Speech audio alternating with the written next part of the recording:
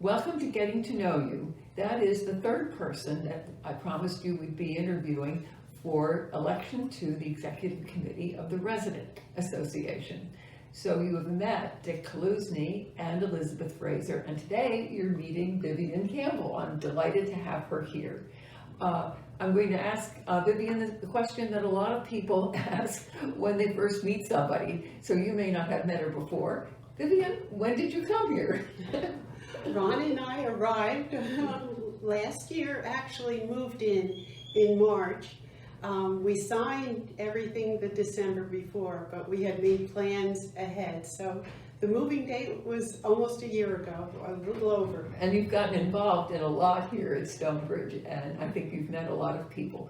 But I think it's an interesting experience for people to hear a little bit more about who the person is and what they're interested in. So you and I, of course, have had a conversation, Right. and I told Vivian that, well, I think you sort of fall into three categories of teaching, service, and joy, which I associate with people having a good time playing things. True. So, so let's start with the teaching, and because I know you loved it, and your kids and your parents loved it from everything I've seen and heard. That's true. I had both parents taught. My father in Rutgers University and my mom in Montclair High School. I taught for 30 years. 30 years. Yeah, in Piscataway, New Jersey, and I was kindergarten teacher, first grade teacher for the most years, 13, and second and third grade teacher, and I also taught reading recovery, which I found out here. Mary Soroka taught reading recovery, and Nancy Fleischer's daughter taught it, so there were a lot of similarities. And you found them already quickly. Yeah, you're right. If the blurb says I'm a teacher, everyone asks each other about that. Well, I think they also knew, or at least I found out, that you were honored for being a teacher that makes kids happy in the classroom, and that you've enjoyed being there. And I think it was Teacher of the Year in the 80s, and then, believe it or not, Teacher of the Year in the 90s, right? Yes, you had to have 10 years before you could be nominated again, and parents were very supportive, and they were the ones that nominated, so I was very honored and was able to go one summer down to Trenton State, at the time Trenton State. Yeah. And now it's the New Jersey State University. It's TCNJ, Yes. The College of New Jersey. And met quite a few political people there, and had some coursework. I did enjoy teaching and wanted to stay, but Ron is a little older than I am, and he said, I don't want you pushing me around in a wheelchair someday when we travel. So I had a promise that after 30 years I would give up teaching, and it was a little struggle there, but leaving on a good note like that is not the worst. Right.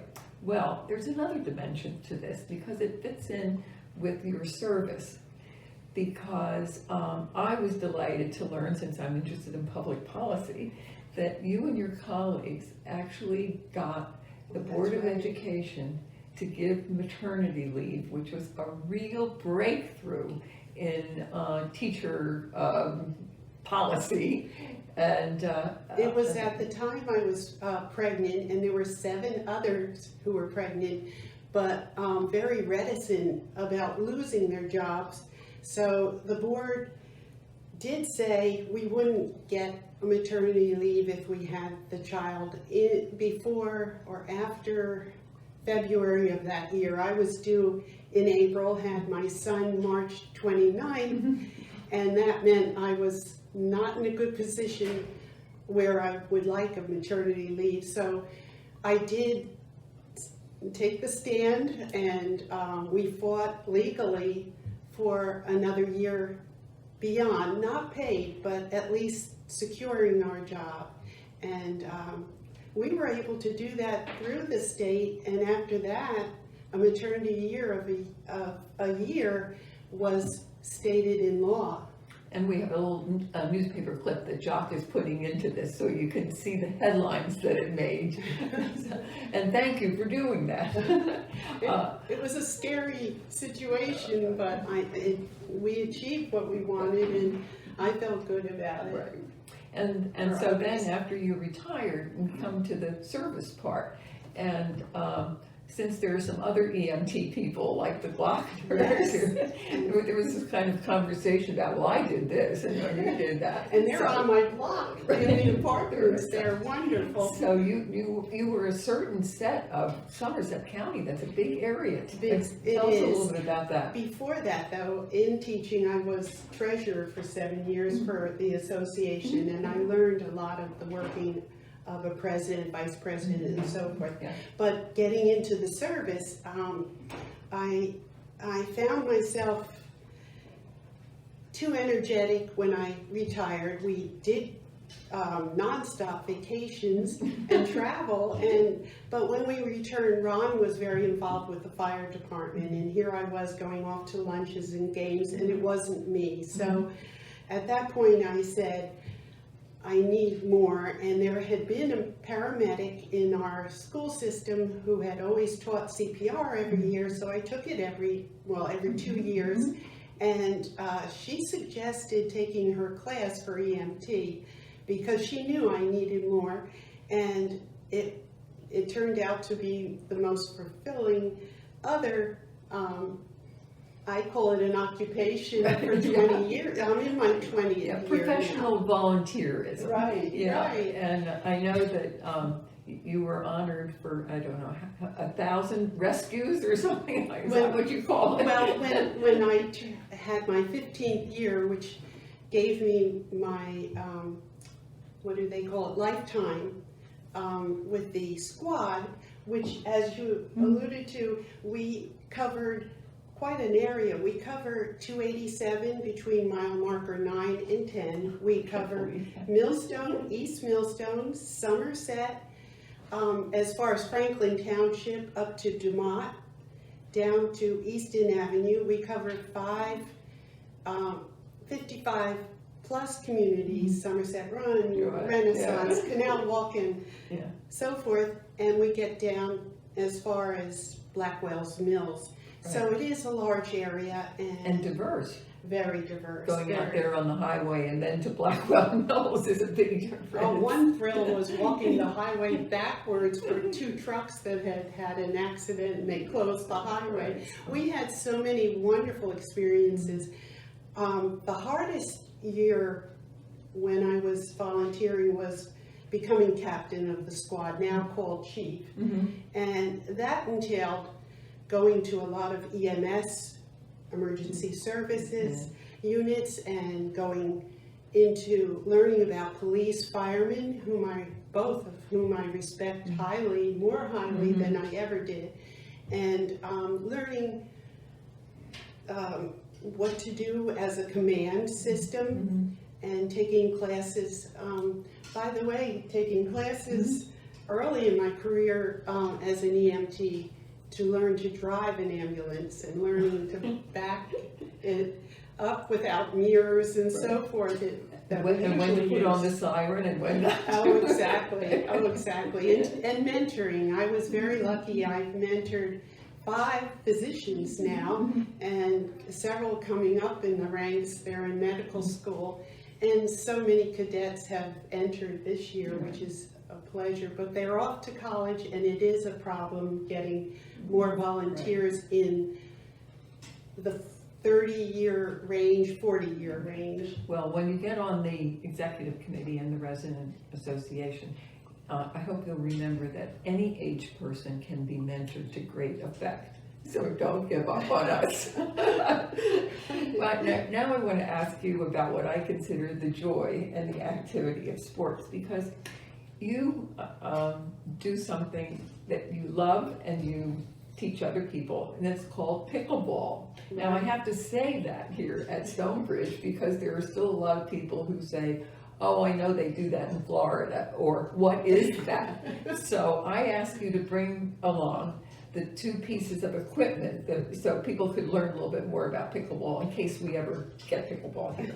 So you're gonna show us the paddle and the ball. A lot of people have asked me. No, it's a racket? No, it's a paddle. It's a paddle. Paddle, okay. And this is the shape of it. This is the ball. I often say it's like a wiffle ball.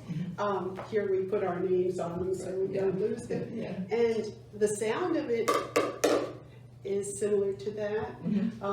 I think Jock is showing a little bit. You gave him a film, so when you observed that maybe some people here would have trouble running on the court, thinking about the way people run around for tennis. Right. But I think in this little film that we have in the program, you make the point that a lot of pickleball is really Close to the net. Yeah, Yes.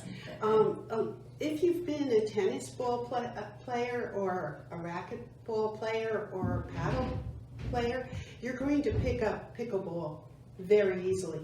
The one How about strategy, ping pong too. Okay. It's more of a reaction at the net. You do almost walk up to the net when you're playing, because that's the reaction time of hitting the ball and the fun of trying to get it back and forth. Almost like ping pong. You start from the back lines, and it is a smaller court than the tennis court, so it makes it easier for any. For me, tennis is beyond now, and I used to play a lot of tennis. It's one of the joys that Ron and I had initially in our marriage for many years. I also here, I want to say, besides my joy with this, Lorraine's classes, Kirk's classes, the class, and Stacy's Zumba, all of these classes are very inspiring. I am so impressed. I really didn't put my foot into the water until probably December, January this year, because pickleball is often played outside until it is played outside until it's cold. And we used Nassau up the street for indoor. Tomorrow I'm going with Brooke to scout out the senior center in Princeton and see what that's like. But I'm anxious to start with anyone who's interested in showing them a little bit. Up at the net, we call it dinking at the net, and it's not an easy game, but it's not a strenuous game up at the net once you learn it.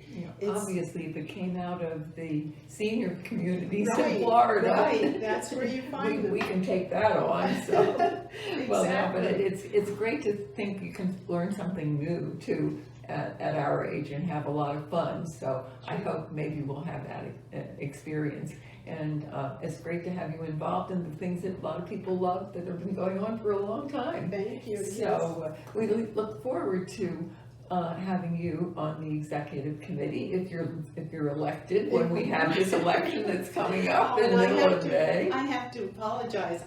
We'll be in North Carolina, Charlotte, watching my son get his doctorate degree. Oh, congratulations. And my daughter-in-law just became physician of the year, so we're celebrating a lot down there, and I will miss that Tuesday. I'll be back the next day. Okay. So I apologize for not being there. Well, it would be nice to have you there, but it's really important having you there every month when the executive committee meets. No, I plan to. So I try very hard when I'm committed to being committed. That's an important part. I think from what we've heard just in this 15 minutes, we're convinced that that's probably right.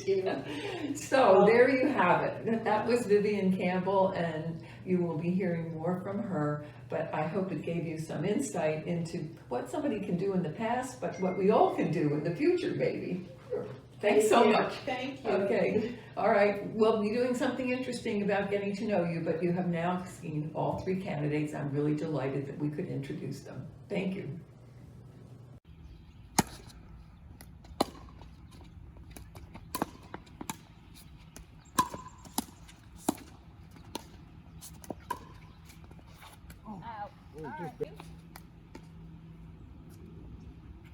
I do it all the time.